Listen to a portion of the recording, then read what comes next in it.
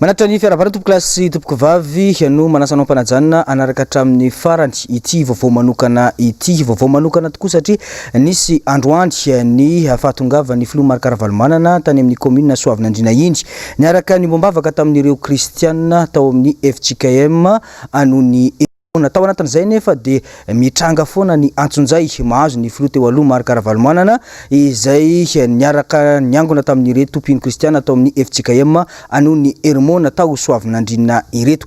Daholo atolotrano avy hatrany ary ny fanadiadina makasika izay.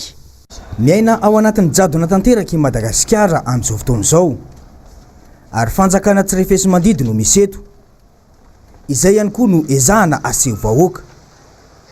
Tsy ny lalana fototry ny firenena ihany nodikaina sy atao tsinitsino fa hatramin'ny lalana ny fiangonana ihany koa. Tsy any anaty hitsena sy toerana famorim-bahoaka akory ity fa teto amin'ny fiangonana FJKM anony Ravalomanana.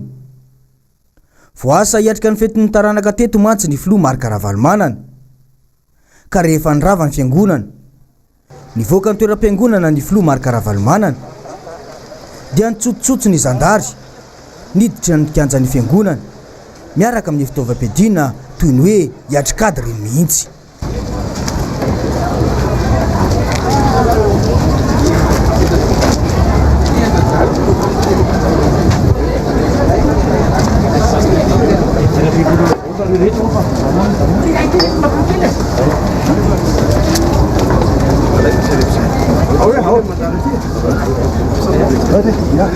Bakale retsy atina reo ty ampiangonana mbola otrova.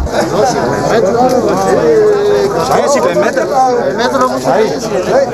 Iresaka mahasotra chef district dia tapaka district manao programme anao mody ako.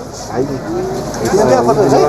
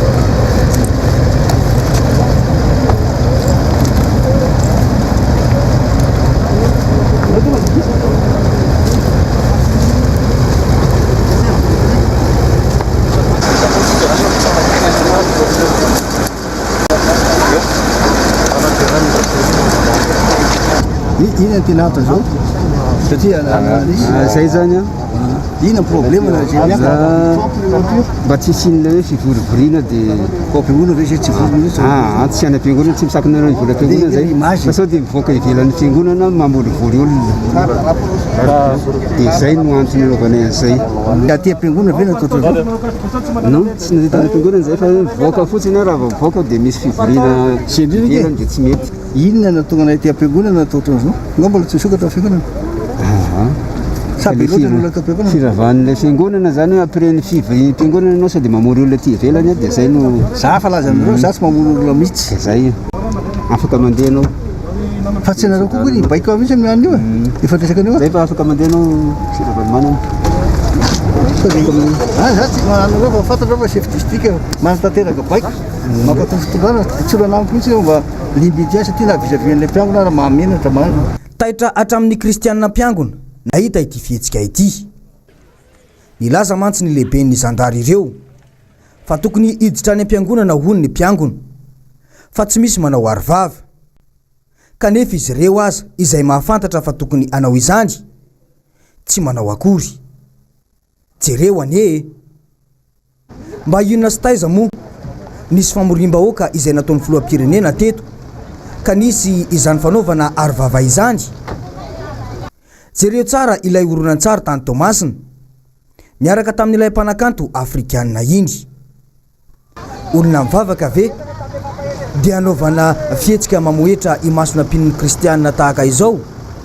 Ny hita dia diso tafahoatra loatra ny fankahalana tsotra zao ary ny tsy fahazakana fahefana any ka lasa manao ny tsy fanao fa hatrany am-piangonana idirana mpitandro filaminana miaraka amin'ny fitaovam-piadiana hiatrehana ady.